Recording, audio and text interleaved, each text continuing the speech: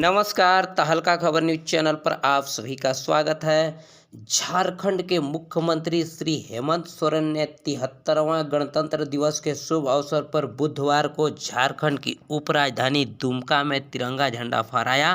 इस दौरान मुख्यमंत्री ने राज्य के लोगों और युवाओं के लिए बड़ी घोषणाएं की हैं।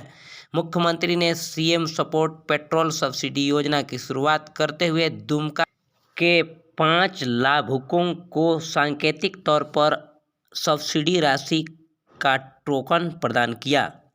सबसे पहले अपने कार्यक्रम में मुख्यमंत्री ने परेड की सलामी ली। अपने संबोधन में उन्होंने कहा कि प्राकृतिक सौंदर्य एवं खनिज संपदा से सुशोभित वीर सपूतों के संघर्ष एवं बलिदान से सिंचित संथाल परगना की इस सांस्कृतिक, आध्यात्मिक एवं ऐतिहासिक भूमि से समस्त झारखंड वासियों को 73वें गणतंत्र दिवस की हार्दिक बधाई देता हूं, अभिनंदन करता हूं। इस दौरान उन्होंने देश को आज़ादी दिलाने में राष्ट्रपिता महात्मा गांधी, पंडित जवाहरलाल नेहरू, डॉक्टर राजेंद्र प्रसाद, नेताजी सुभाष चंद्र बोस, बाबा साहेब डॉक्टर भीमराव अंबेडकर, मौलाना अबुल कलाम आज़ाद, सरदार वल्लभ भाई पटेल सहित झारखंड की सभी महान स्वतंत्रता संग्राम के सेनानियों को याद किया।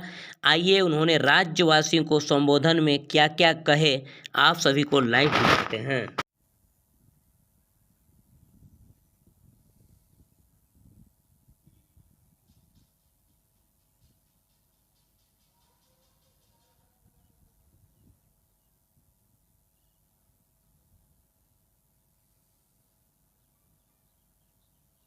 दुमका के नागरिकों के बीच से गुजरकर परेड तक पहुंचेंगे। माननीय मुख्यमंत्री महोदय की यह जिप्सी तैयार परेड निरीक्षण के लिए। आमंत्रण स्वीकार कर जिप्सी में सवार स्नेह धीरे धीरे बढ़ती हुई यह जिप्सी, जिसमें कि खूबसूरत तरीके से सजे संवरे तमाम दुमका के लोगों के लिए उनके चहेते माननीय मुख्यमंत्री महोदय सवार हैं और लोगों के बीच से गुजरता हुआ उनका काफिला परेड निरीक्षण के लिए। आज के इस अवसर पर परेड तत्पर और तैयार अपने निरीक्षण के लिए, लेकिन दुमका के तमाम नागरिक नगरवासी आज यहाँ मौजूद हैं गणतंत्र के इस उत्सव को मनाने के लिए और अपने प्रिय मुख्यमंत्री को देखने के लिए हाथ हिलाकर उनका अभिवादन करते हुए प्रेम स्नेह के अपार स्नेह के साथ उनके बीच जो अटूट बंधन है उसे दर्शाते हुए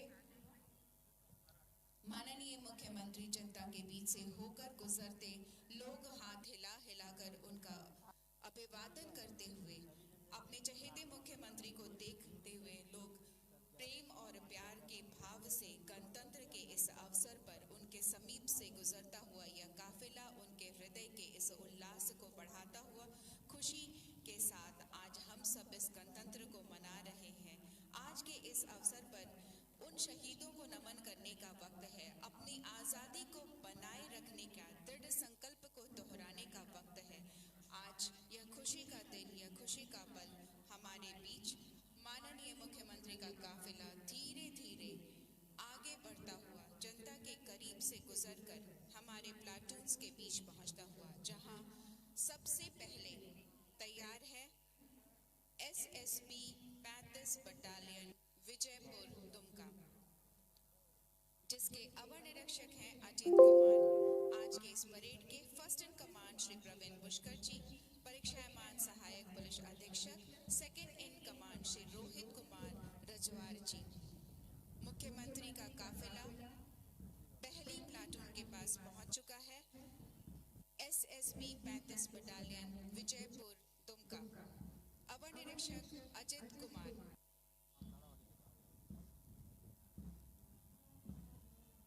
परेड के निरीक्षण के दौरान दूसरी प्लाटून IRB 1 जामताड़ा, अवर निरीक्षक नंद किशोर यादव जी। तीसरी प्लाटून IRB 8 बड़ैयाहाट कोटा, अवर निरीक्षक श्री गोविंद बास्की। चौथी प्लाटून झारखंड सशस्त्र पुलिस बल देवघर, अवर निरीक्षक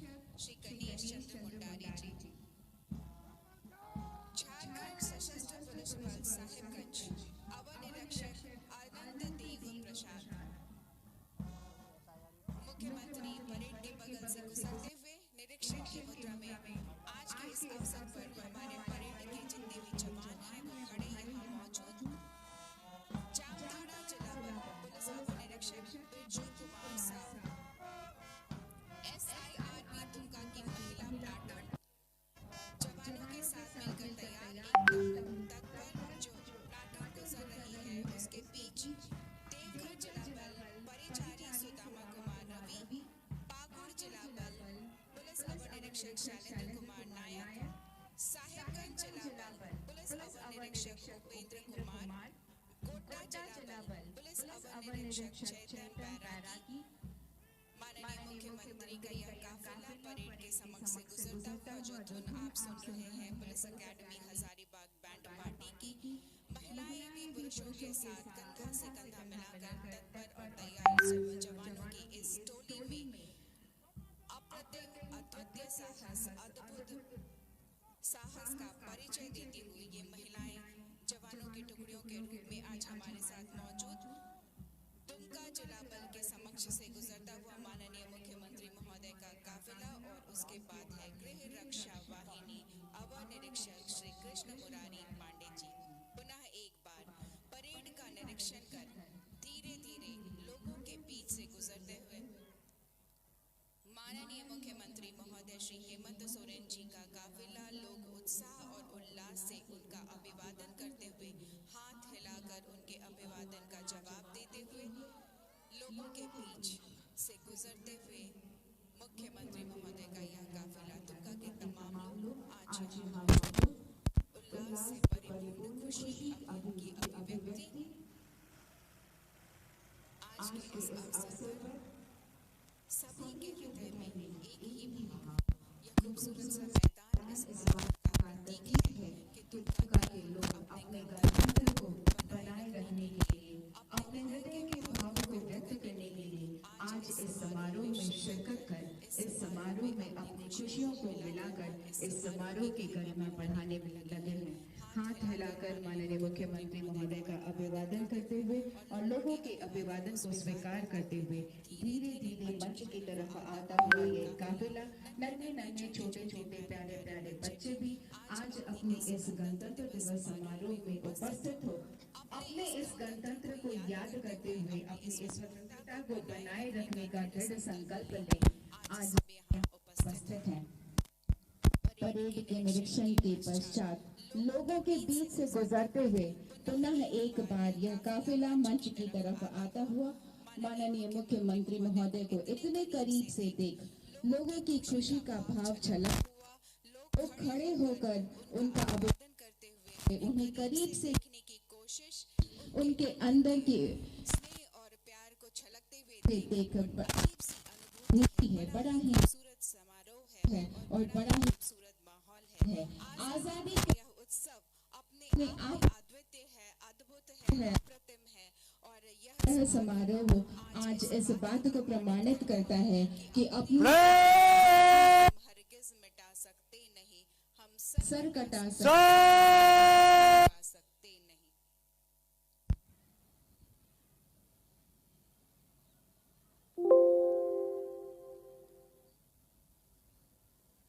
परेड का निरीक्षण समाप्त। पुनः मंच पर झंडोत्तोलन के कार्यक्रम के लिए मंच पर माननीय मुख्यमंत्री महोदय, इसके पश्चात राष्ट्रगान। राष्ट्रीय सलामी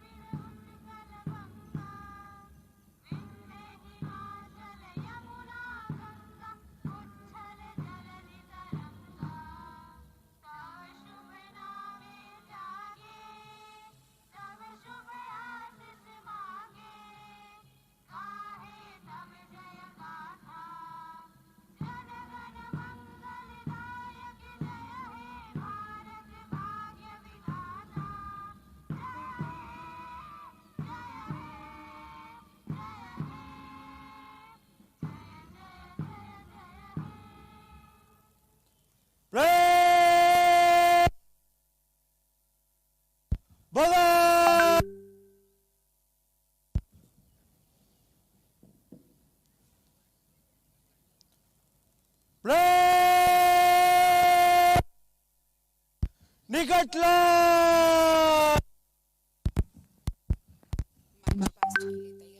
हमारी परेड गणतंत्र दिवस की हार्दिक बधाई देता हूं तथा अभिनंदन करता हूं। इस पावन अवसर पर मैं राष्ट्रपिता महात्मा गांधी, पंडित जवाहरलाल नेहरू, डॉक्टर राजेंद्र प्रसाद, नेताजी सुभाष चंद्र बोस, बाबा साहब डॉक्टर भीमराव अंबेडकर, मौलाना अबुल कलाम आजाद, सरदार वल्लभ भाई पटेल सदृश राष्ट्र निर्माता के साथ साथ झारखंड के सभी महान विभूति भगवान बिरसा मुंडा, तिलका मांझी, वीर शहीद सिद्धू कानू, चांद भैरव फूलो झानो, वीर बुद्धू भगत, जतरा टाना भगत, नीलांबर पीतांबर, शेख भिखारी, पांडे गणपत राय एवं शहीद विश्वनाथ सहदेव को श्रद्धा सुमन अर्पित करता हूं। आज के दिन मैं सेना के सभी जवान तथा देश की सीमाओं पर रक्षा में तैनात अन्य सुरक्षा बलों को भी गणतंत्र दिवस की बहुत बहुत बधाई देता हूं।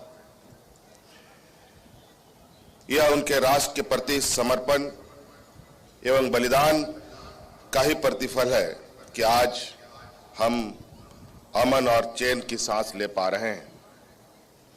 आजादी की लड़ाई के समय हमारे पूर्वजों ने एक ऐसे राष्ट्र निर्माण का सपना देखा था जो अपनों के द्वारा गणतांत्रिक पद्धति से शासित हो, जिसमें ना तो आर्थिक विषमता हो, ना ही सामाजिक पिछड़ापन हो।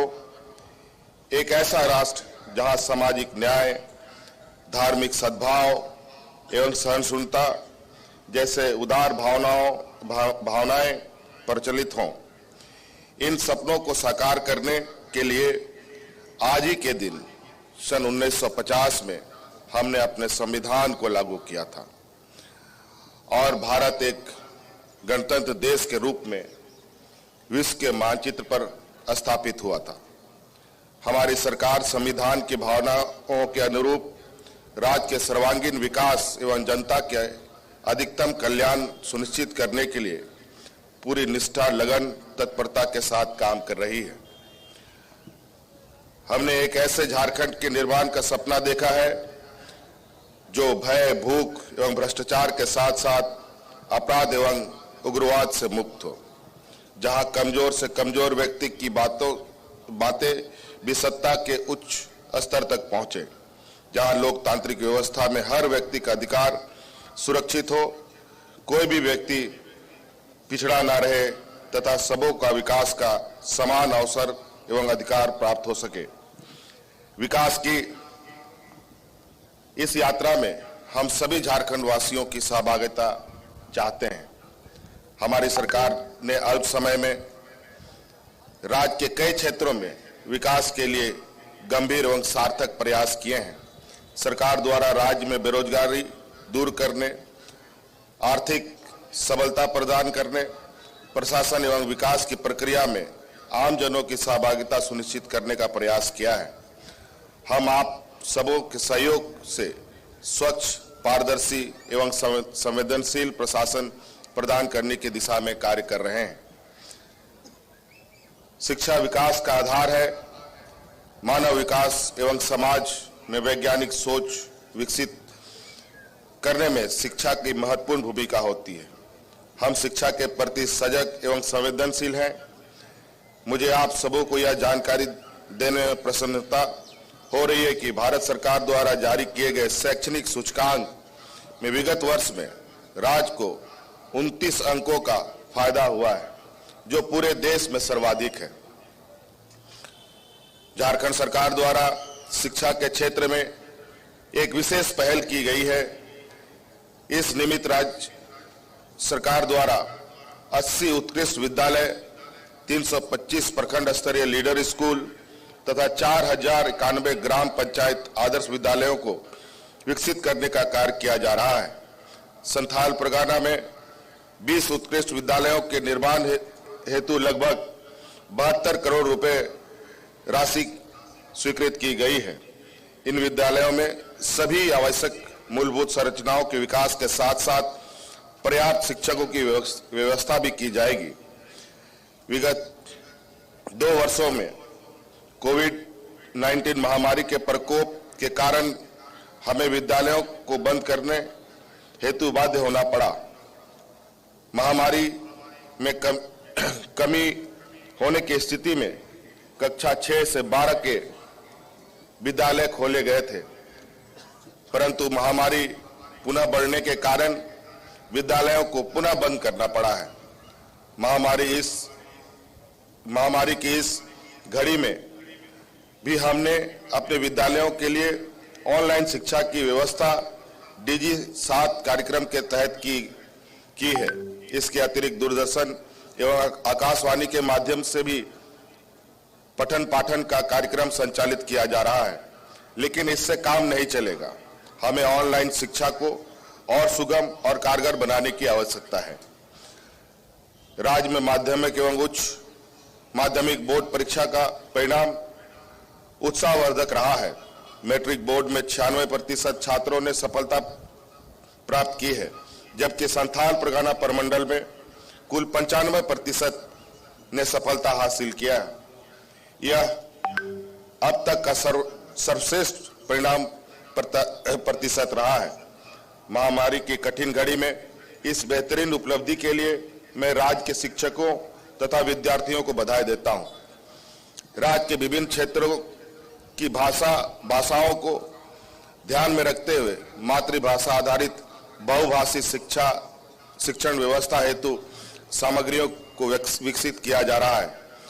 हमने विभिन्न जिलों में 250 विद्यालयों को विशेष रूप से चिन्हित करते हुए प्रायोगिक तौर पर मातृभाषा आधारित शिक्षण व्यवस्था लागू करने की योजना तैयार की है। इस योजना के फलाफल के आधार पर अन्य विद्यालयों में भी इस व्यवस्था को लागू किया जाएगा। इसका सीधा लाभ हमारे राज्य के उन बच्चों को मिलेगा जो मातृभाषा में पढ़ाई नहीं होने के कारण विद्यालय जाना छोड़ देते हैं। आप सब अवगत हैं, संथाल परगना से मजदूरों का पलायन होता है। इन मजदूरों को अनेक समस्याओं का सामना करना पड़ता है। कोविड लॉकडाउन के दौरान इन मजदूरों पर जो बीती वह पूरा देश जानता है, हम सब जानते हैं। इसके पलायन को पूर्णतः समाप्त नहीं किया जा सकता। हम इसको बेहतरी के लिए कुछ करना चाहते हैं। झारखंड इसके लिए प्रवासी श्रमिकों को सुरक्षित प्रवास एवं प्रवासन हेतु safe and responsible migration identity कार्यक्रम प्रारंभ किया है। यह कार्यक्रम पायलट प्रोजेक्ट के रूप में दुमका, गुमला, पश्चिमी सिंहभूम में चलाया जाएगा। इसके माध्यम से अगले 18 माह के अंदर झारखंड से मजदूरों के प्रवास से जुड़े सभी समस्याओं का अध्ययन करके एक समग्र प्रवासन नीति तैयार की जाएगी, जिससे भविष्य में प्रवासी श्रमिकों की समस्याओं का निदान करने में सुविधा होगी। असंगठित श्रमिकों का निबंधन करने हेतु ई श्रम पोर्टल लॉन्च किया गया है। इस पोर्टल पर झारखंड के कुल 80 लाख से अधिक श्रमिकों का निबंधन किया जा चुका है। इसके तहत निर्माण कार्य करने वाले श्रमिक, घरेलू मजदूर, कृषि श्रमिक, रेहड़ी पटरी वाले एवं अन्य सभी असंगठित क्षेत्रों के मजदूर सम्मिलित हो सकेंगे। राज्य सरकार द्वारा वर्षों से लंबित रहे रिक्त पदों पर नियुक्ति की प्रक्रिया को गति प्रदान करने हेतु विभिन्न नियुक्ति नियमावलियों एवं परीक्षा संचालन नियमावलियों के गठन संशोधन की कार्रवाई की गई है। राज्य के युवाओं को सरकारी नौकरी में अधिक से अधिक अवसर प्रदान करने के उद्देश्य से विभिन्न नियुक्ति परीक्षा संचालन नियमावली के अंतर्गत अनिवार्य शैक्षणिक योग्यता के रूप में अभ्यर्थियों का मैट्रिक तथा इंटरमीडिएट कक्षा झारखंड राज्य में अवस्थित मान्यता प्राप्त शैक्षणिक संस्था से उत्तीर्ण होना अनिवार्य किया गया है। अभ्यर्थियों को स्थानीय रीति रिवाज, भाषा एवं परिवेश का ज्ञान होना भी अनिवार्य किया गया है। झारखंड राज्य की आरक्षण नीति से आच्छादित अभ्यर्थियों के मामले में इस प्रावधान को शिथिल किया गया है, ताकि राज्य की आरक्षण नीति से आच्छादित होने वाले छात्रों को राज्य सरकार के अधीन नियोजन में दावा सुरक्षित रह सके। सेवा शर्तों के नियमावली के गठन एवं संशोधन के उपरांत अब तक 4142 रिक्त पदों की नियुक्ति हेतु अधियाचना झारखंड कर्मचारी चयन आयोग को भेज दिया जा चुका है। युवाओं को प्रशिक्षण देकर निजी क्षेत्र में रोजगार उपलब्ध कराने के लिए हमारी सरकार ने HCL जैसी बड़ी कंपनियों के साथ MOU किया है। उसके तहत 12वीं पास छात्र-छात्राओं को IT सेक्टर में रोजगार देने के लिए प्लेसमेंट लिंकिंग ट्रेनिंग प्रोग्राम से जोड़ा जाएगा। टेक बी HCL में योग छात्र-छात्राओं का चयन कर उन्हें 1 वर्ष की ट्रेनिंग दी जाएगी। ट्रेनिंग के उपरांत प्रशिक्षित युवाओं को HCL में ही नौकरी मिल जाएगी।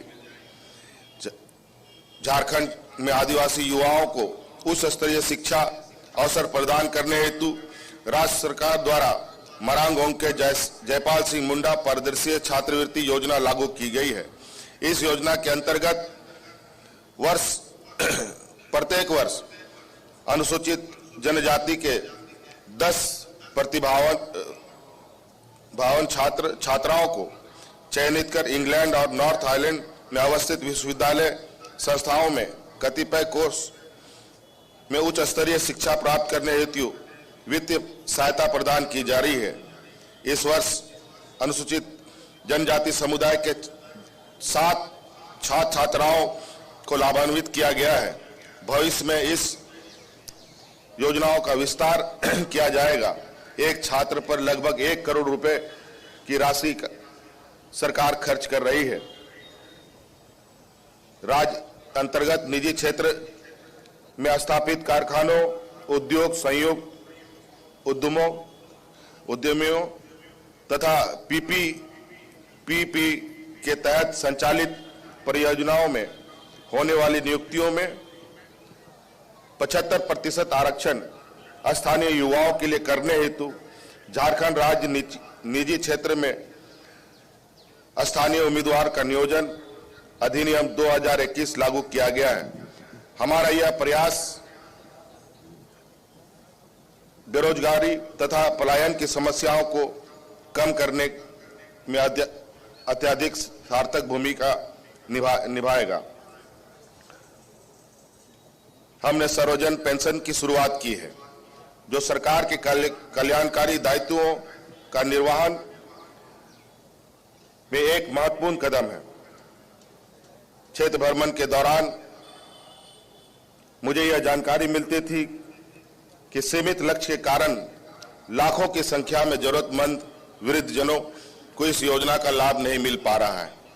यह देखकर मुझे पीड़ा होती थी। मैंने 2 वर्ष पूर्व यह संकल्प लिया था कि अगर हमारी पार्टी की सरकार बनेगी तो हम इस का अस्थायी निदान निकालेंगे।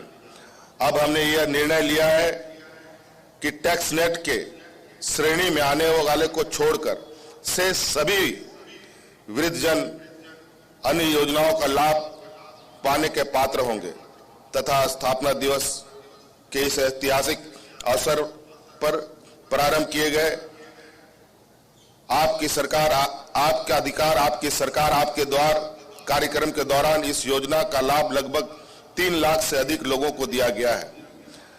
हमारे देश कृषि प्रधान देश है और कृषि अर्थव्यवस्था की नींव भी है। यहाँ कृषि केवल खेती करना नहीं बल्कि जीवन जीने का एक कला है। राज्य में फसल उत्पादन एवं उत्पादक को बढ़ाने एवं उन्नत कृषि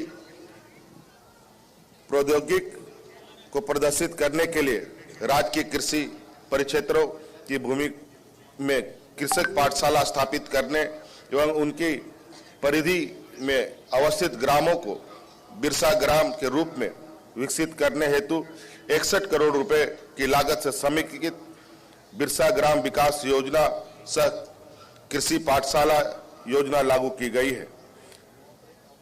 खरीफ विपणन मौसम 2020-21 के दौरान धान अधिप्राप्ति योजना अंतर्गत 6 लाख मीट्रिक टन लक्ष्य के विरुद्ध 6,25,000 मीट्रिक टन धन की अधिप्राप्ति की गई है। विपणन मौसम 2021-22 में धान अधिप्राप्ति 15 दिसंबर 2021 से प्रारंभ की गई है। किसानों के हितों को ध्यान में रखते हुए किसानों से अधिप्राप्ति धन के 50% का मूल्य का भुगतान धान अधिप्राप्ति के साथ ही किया जा रहा है। भारत सरकार द्वारा घोषित न्यूनतम समर्थन मूल्य के अतिरिक्त राज्य सरकार द्वारा किसानों को 110 रुपये प्रति क्विंटल बोनस भी दिया जा रहा है।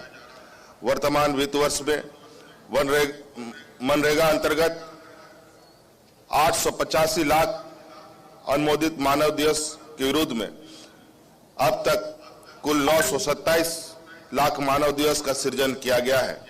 मनरेगा मजदूरों की दैनिक मजदूरी के रूप में 225 रुपये का भुगतान किया जा रहा है।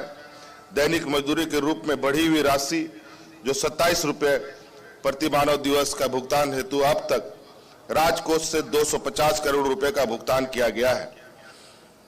राज्य के करीब 1,80,000 सखी मंडलों को 3,200 करोड़ रुपए की राशि क्रेडिट लिंकेज के रूप में बैंक से उपलब्ध कराया जा चुका है, जिससे ग्रामीण महिलाओं की आजीविका सशक्त हो रही है। सखी मंडल के 62 प्रकार के उत्पादकों को विशेषकर सरसों तेल, साबुन, मसाले, हनी इत्यादि की बिक्री प्लास ब्रांड के रूप में की जा रही है। इस पहल से करीब 2 लाख ग्रामीण महिलाओं को लाभ हो रहा है। राज्य में अब तक 159 प्लास मार्ट स्थापित किए जा चुके हैं। इस वित्त वर्ष में करीब 17 करोड़ का टर्नओवर दर्ज किया गया है। महिलाओं के सशक्तिकरण एवं अन्य उनके कल्याण हेतु प्रतिबद्ध हमारी सरकार ने राज्य में हड़िया दारू निर्माण एवं बिक्री से जुड़ी महिलाओं को सम्मानजनक आजीविका वैकल्पिक साधन उपलब्ध कराकर समाज की मुख्य धारा में जोड़ने हेतु फूलो झानो आशीर्वाद योजना प्रारंभ किया है। इस योजना के अंतर्गत चिन्हित महिलाओं को आजीविका सशक्तिकरण के लिए 10,000 रुपये ब्याज मुक्त ऋण उपलब्ध कराने का प्रावधान है। अब तक लगभग 14,000 से अधिक महिलाओं को हड़िया दारू निर्माण एवं बिक्री कार्य से मुक्त कराकर आजीविका के अन्य साधनों से जोड़ा गया है। हमारी सरकार द्वारा सोना, सोबरन, धोती, साड़ी वितरण योजना के अंतर्गत राष्ट्रीय खाद्य सुरक्षा अधिनियम 2013 तथा मुख्यमंत्री खाद्य सुरक्षा योजना से आच्छादित राज्य के सभी लाभुक परिवारों को वर्ष में 2 बार एक धोती, लुंगी और एक साड़ी 10 रुपये प्रति वर्ष की दर से उपलब्ध कराया जा रहा है। इस योजना के तहत अब तक 51 लाख परिवारों को लाभान्वित किया गया है। हमने कोरोना महामारी से निपटने के लिए पहले दिन से ही सतर्कता की नीति अपनाई है और कोविड-19 से बचाव हेतु सभी संभव कदम उठाए हैं। राष्ट्रव्यापी लॉकडाउन के दौरान राज्य से बाहर फंसे अन्य प्रवासी मजदूर, कामगारों, छात्रों को सुरक्षित निकालने को प्राथमिकता दी है। हमारी सरकार के लिए राज्य की जनता, उनकी सुरक्षा सर्वोपरि है। वर्तमान में कोरोना का नया स्वरूप ओमिक्रॉन समस्त मानव जाति को फिर से चुनौती दे रहा है, लेकिन थकना, हारना, टूटना, बिखरना हमने सीखा ही नहीं। सतर्क रहते हुए कोरोना के खिलाफ लड़ाई जीतने के लिए हम तैयार हैं। हमने कोरोना के इस तीसरे लहर में समय से आवश्यक कदम उठाए और राज्य की जनता को सुरक्षित हेतु आवश्यक दिशा निर्देश निर्गत किए हैं। कोरोना के इस तीसरी लहर के प्रसार को रोकने हेतु हमने सभी आवश्यक व्यवस्थाएं की है। राज्य के सभी चिकित्सक एवं चिकित्सा कर्मी पूर्ण समर्पण एवं सेवा भाव के साथ राज्य की जनता को इस आपदा से निजात दिलाने हेतु दिन रात एक किए हुए हैं। उनके सेवा भाव का ही परिणाम है कि अब तक हमारा राज्य कोरोना के इस लहर को रोकने में कामयाब रहा है। कोरोना के विरुद्ध इस लड़ाई में हम तभी सफल हो सकते हैं जब आपका संपूर्ण सहयोग सरकार को प्राप्त होगा। आपसे अपेक्षा है कि कोरोना से बचाव हेतु सरकार द्वारा निर्गत दिशा निर्देश का पालन करें और लड़ाई में हमारा साथ दें। आप लोगों का गुणवत्ता युक्त स्वास्थ्य सुविधा उपलब्ध कराने की हमारी कोशिश लगातार जारी रहेंगी। सरकार को विश्व स्तरीय पर्यटन स्थल के रूप में पहचान दिलाने हेतु हमारी सरकार नई पर्यटन नीति 2021 लेकर आई है। इस नीति का उद्देश्य राज्य को देश के पर्यटन मानचित्र पर महत्वपूर्ण स्थान दिलाने के साथ साथ पर्यटन क्षेत्र में रोजगार वृद्धि करना, ऐतिहासिक, सांस्कृतिक एवं प्राकृतिक विरासत को संरक्षित रखते हुए राज्य के लोगों के आर्थिक विकास में एक महत्वपूर्ण हिस्सेदारी बनाना भी है। दुमका में 31 करोड़ रुपए की लागत से कल्चर म्यूजियम की स्थापना की स्वीकृति प्रदान की गई है। दुमका जिले के अंतर्गत सुंदर जलाशय योजना के मुख्य नहर की लाइनिंग सहित पुनरुद्धार कार्य हेतु लगभग 85 करोड़ रुपए की लागत से कार्य प्रगति पर है। इसके पूर्ण हो जाने से लगभग 3600 हेक्टेयर खरीफ एवं 2000 हेक्टेयर रबी फसल की सिंचाई क्षमता पुनर्बहाल हो जाएगी। मसलिया एवं रानेसर प्रखंड में अपेक्षित सिंचाई सुविधा उपलब्ध कराने हेतु करीब 1200 करोड़ की लागत से मसलिया रानेसर मेगा लिफ्ट योजना की स्वीकृति प्रदान की गई।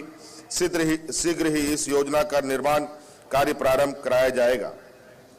जल ही जीवन है। राज्य के प्रत्येक व्यक्ति तक शुद्ध पेयजल उपलब्ध कराने के संकल्प पर सरकार सतत प्रयत्नशील है। 2024 तक जल जीवन मिशन के तहत राज्य के लगभग 59 लाख ग्रामीणों को कार्यरत नल के द्वारा शुद्ध पेयजल उपलब्ध सुनिश्चित कराए जाने का लक्ष्य तय है। इस योजना के तहत हमारी सरकार ने 2 वर्ष के कार्यकाल में ग्रामीण जलापूर्ति हेतु कुल 15,000 करोड़ रुपए की लागत से करीब 61,000 योजनाओं की स्वीकृति प्रदान की है। राज्य के विकास में पथों के महत्व को ध्यान में रखते हुए पथों का उन्नयन एवं विकास पर बल दिया गया है। इस वित्त वर्ष में पथ निर्माण विभाग के अंतर्गत 850 किलोमीटर पथ एवं 20 पुल निर्माण कार्य पूर्ण कर लिया गया है। इस वित्त वर्ष में लगभग 2200 किलोमीटर पथों की राइडिंग क्वालिटी में सुधार तथा मजबूतीकरण का लगभग 600 किलोमीटर पथों की चौड़ीकरण एवं मजबूतीकरण कार्य को स्वीकृति दी गई है। ग्रामीण पथों के निर्माण एवं सुदृढ़ीकरण की दिशा में कई महत्वपूर्ण कदम उठाए गए हैं। राज्य संपोषित सड़क निर्माण योजना एवं प्रधानमंत्री ग्राम सड़क योजना फेज 3 के अंतर्गत लगभग 500 किलोमीटर ग्रामीण सड़कों का निर्माण करने का लक्ष्य है। इसके विरुद्ध करीब 1800 किलोमीटर की स्वीकृति दी जा चुकी है। दुर्गम एवं वन आच्छादित जिलों में 776 किलोमीटर के अतिरिक्त सड़कों को स्वीकृत किया गया है। इस वर्ष ग्रामीण क्षेत्रों में 231 पुल का निर्माण स्वीकृत किया गया है, जिसमें 51 पुल अब तक पूर्ण किए जा चुके हैं। क्षेत्रीय सांस्कृतिक गतिविधियों को विस्तार देने एवं स्थानीय कलाकारों को मंच सुलभ कराने के उद्देश्य से दुमका में 23 करोड़ रुपए की लागत से कन्वेंशन सेंटर का निर्माण कार्य प्रगति पर है। मार्च 2022 तक पूर्ण कर लिया जाएगा। गोड्डा में 38 करोड़ की लागत से नए समाहरणालय भवन का निर्माण पूर्णता की ओर है। जामताड़ा में ईवीएम मशीनों की उचित रखरखाव हेतु वेयर हाउस के निर्माण की स्वीकृति प्रदान की गई है। हमारे राज्य में औद्योगिक निवेश को आकर्षित करने एवं स्थापित इकाइयों को प्रोत्साहित करने हेतु नई झारखंड औद्योगिक निवेश एवं प्रोत्साहन नीति 2021 लागू की गई है। प्रदेश में निवेश को बढ़ावा देने के लिए खाद्य प्रसंस्करण, नवीकरणीय ऊर्जा, लॉजिस्टिक, खनिज तथा वस्त्र आधारित उद्योग पर निवेश ध्यान दिया जा रहा है। राज्य से निर्यात को बढ़ावा देने के लिए केंद्र सरकार के सहयोग से लगभग 48 करोड़ रुपए की लागत से TIES स्कीम के अंतर्गत रांची में वर्ल्ड ट्रेड सेंटर की स्थापना की जा रही है। भगवान बिरसा मुंडा के जन्म दिवस के पावन अवसर पर प्रारंभ किए गए आपके अधिकार आपकी सरकार आपके द्वार कार्यक्रम के दौरान संपूर्ण राज्य में लगभग 6,727 शिविरों का आयोजन किया गया, जिसमें 35 लाख से अधिक आवेदन प्राप्त हुए। इनमें से 24.51 लाख आवेदनों का निष्पादन शिविर के माध्यम से ही निर्धारित समय अवधि में कर दिया गया है। शेष आवेदनों का निष्पादन की प्रक्रिया भी अभी जारी है। शासन को जवाबदेह बनाए रखकर आम नागरिकों के अधिकारों को सुरक्षा तय करने में महत्वपूर्ण भूमिका निभाने वाले मीडिया को लोकतांत्रिक व्यवस्था का चौथा स्तंभ माना गया है। लोकतंत्र के इस चौथे स्तंभ को और सशक्त बनाने के उद्देश्य से हमारी सरकार ने झारखंड राज्य पत्रकार स्वास्थ्य बीमा योजना नियमावली 2021 का गठन किया है। इसके माध्यम से बीमा धारक मीडिया प्रतिनिधि सहित उनके पति पत्नी 21 वर्ष तक की आयु के 2 अविवाहित एवं निर्भर संतान को ग्रुप मेडिक्लेम के रूप में कुल 5 लाख रुपए तक की चिकित्सा खर्च की सुविधा प्राप्त हो सकेगी। राज्य में न्याय और कानून व्यवस्था सुदृढ़ करने के लिए हमारी सरकार प्रभावी कदम उठा रही है। इस दिशा में कदम बढ़ाते हुए सरकार ने भीड़ हिंसा रोकथाम मॉब लिंचिंग विधेयक 2021 पारित किया है। प्रदेश में फैले विभिन्न माफियाओं एवं अवैधानिक गतिविधियों में लिप्त अपराधियों के खिलाफ सख्त कार्रवाई की जा रही है। सरकार के इन प्रयासों से आमजनों में कानून व्यवस्था के प्रति विश्वास पैदा हुआ है। मुख्यमंत्री रोजगार सृजन कार्यक्रम के अंतर्गत लगभग 1200 युवक युवती सहायता प्राप्त कर उद्यमी बनने का सपना साकार किया है। आज ये लगभग 4,745 लोगों को रोजगार दे रहे हैं। इस योजना की सफलता को देखते हुए हमने इसमें बजट बढ़ाने का निर्णय लिया है। इस हेतु 100 करोड़ अतिरिक्त राशि की व्यवस्था की जा रही है। राज्य निर्माण के 20 से ज्यादा वर्षों के बाद भी झारखंड अपने आंदोलनकारियों की सुध नहीं ले पाया है। यह कष्टप्रद है, जिनके कारण आज हम एक राज्य के रूप में पहचान बना पाए हैं। उनके अधिकार और सम्मान के प्रति मैं संकल्पित हूं। झारखंड अलग राज्य निर्माण में शामिल आंदोलनकारियों एवं उनके आश्रितों के लिए पेंशन के साथ साथ सरकारी नौकरियों में 5% का क्षैतिज आरक्षण की योजना को भी हमने लागू किया है। आंदोलनकारी चिन्हितीकरण आयोग के सदस्य राज्य के विभिन्न हिस्सों में अपना दौरा भी बलिदानी धरती पीरटांड से प्रारंभ कर दिए हैं। हमने ट्राइबल यूनिवर्सिटी का निर्माण कार्य आगे बढ़ा दिया है। इसके माध्यम से मुख्य रूप से झारखंडी भाषा, संस्कृति, लोक कल्याण, शोध से संबंधित विषय को बढ़ावा दिया जाएगा। उम्मीद है कि इससे आदिवासी समाज एवं झारखंड से जुड़े प्राचीन ज्ञान को संरक्षित रखने के साथ साथ इनके विशिष्ट समस्याओं के समाधान को भी बल मिलेगा। सरकार के दूसरे वर्ष गांठ के अवसर पर मैंने वादा किया था कि गरीब जरूरतमंद 2 पहिए वाहन धारकों को महंगाई से राहत देने के लिए 26 जनवरी से 25 रुपये प्रति लीटर की दर से पेट्रोल पर अनुदान दिया जाएगा। आज मुझे यह बताते हुए हर्ष हो रहा है कि आज से पूरे राज्य में सीएम सपोर्ट योजना के माध्यम से प्रत्येक गरीब एवं जरूरतमंद 2 पहिया वाहन मालिकों को प्रति माह 10 लीटर पेट्रोल के लिए 25 रुपये प्रति लीटर की दर से 250 रुपये राशि उनके खाते में सीधे भेजा जा रहा है। इस योजना के अंतर्गत आज तक लगभग 1,04,000 लोगों ने निबंधित कराया है। साथ ही इसके अतिरिक्त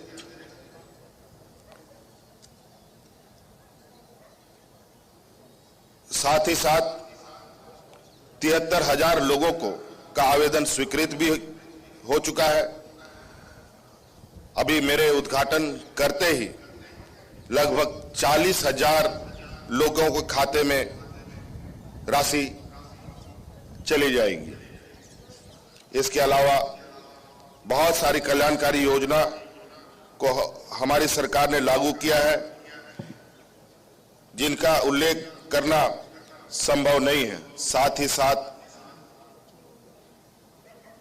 अभी बहुत और काम करना भी है।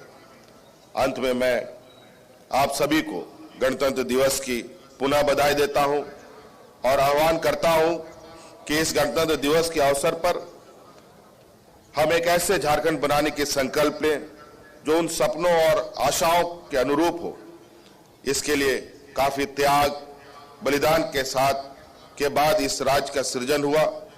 मैं एक ऐसे झारखंडी की परिकल्पना करता हूं जो गरीब, बेरोजगारी, अशिक्षा एवं भ्रष्टाचार आदि से मुक्त हो, जिसको साकार करने में आप सभी अपनी सक्रिय भूमिका निभाएं तथा हमारे साथ साथ आप भी अपनी वचनबद्धता दिखाएं।